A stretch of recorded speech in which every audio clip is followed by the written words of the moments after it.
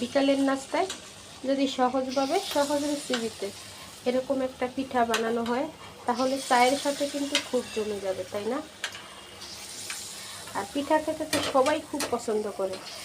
শীতের সময় এসেছে, এখন পিঠা মানে একদম ভরপুর খাওয়া দাওয়া।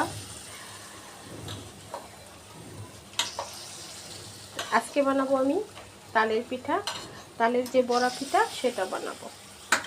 আসসালামু আলাইকুম। আজকের পর্বে করে দেখাবো তালের বড়া পিঠা। আশা করি রেসিপিটা ভালো লাগবে। আর বিকালের নাস্তায় যদি চায়ের সাথে এরকম পিঠাগুলো হয় তাহলে কেমন হয় বলুন তো। আশা করি রেসিপিটা আপনাদের কাছে ভালো লাগবে। পিঠাটা বানানোর জন্য এখানে তালের পিউরি নিয়েছি, আর এই তালের পিউরিটা আমি ফ্রিজে সংরক্ষণ করে রেখেছিলাম। দেখতে পাচ্ছেন, এভাবে করে তালের পিউরি ফ্রিজে সংরক্ষণ করে রাখলে যখন মন চাইবে তখনই আপনারা পিঠাটা বানিয়ে খেতে পারবেন। তবে আজকে আমি তালের যে বড়া পিঠা ওটা বানাবো।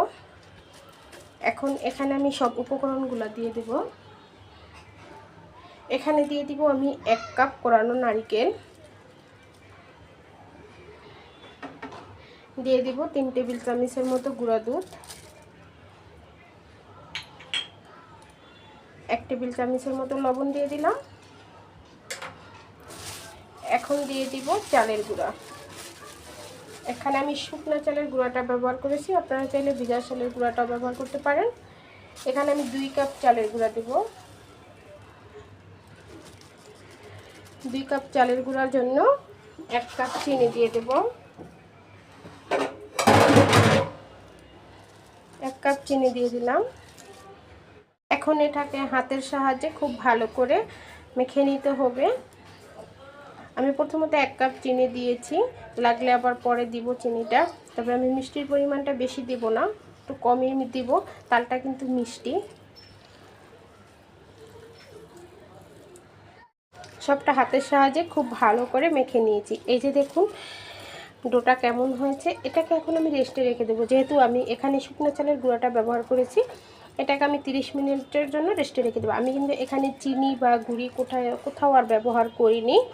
এখানে আমি 2 কাপ চালের গুঁড়া, 1 কাপ চিনি দিয়েছি। আর এখানে পানিটা ইউজ করিনি, অবশ্যই পানিটা ইউজ করবেন না। তালের যে পিউরিটা সেটা দিয়ে কিন্তু আপনারা ডোটা বানিয়ে নেবেন। এখন এটাকে আমি ঢাকা দিয়ে রেখে দেবো 30 মিনিটের জন্য।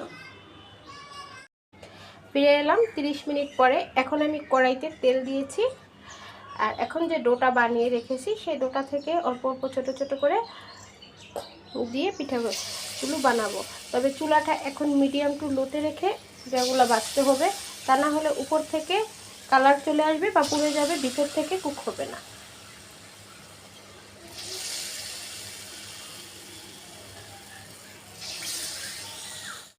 এখন পিঠাগুলো একটু উল্টে দেব।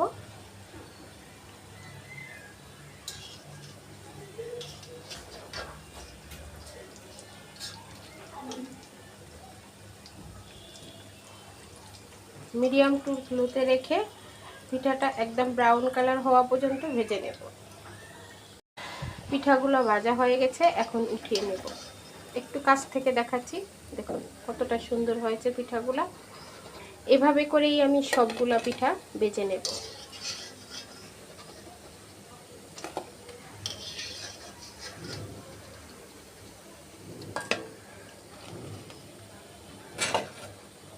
এই যে দেখুন সম্পূর্ণ পিঠাগুলা আমি ভেজে নিয়েছি, আর একটা পিঠা আমি ভিতর থেকে ভেঙে দেখাচ্ছি কেমন হয়েছে।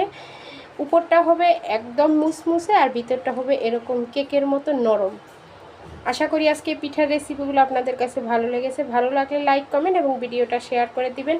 আর যারা আমার নতুন চ্যানেলে এসেছেন তারা অবশ্যই আমার চ্যানেলটা ফলো দিবেন। ইউটিউব থেকে দেখলে অবশ্যই আমার চ্যানেলটা সাবস্ক্রাইব করবেন, পাশে থাকা বেল আইকনটা ক্লিক করবেন, ভিডিওতে একটা লাইক দিয়ে দিবেন। তাহলে আজকে এই পর্যন্তই। আল্লাহ হাফেজ।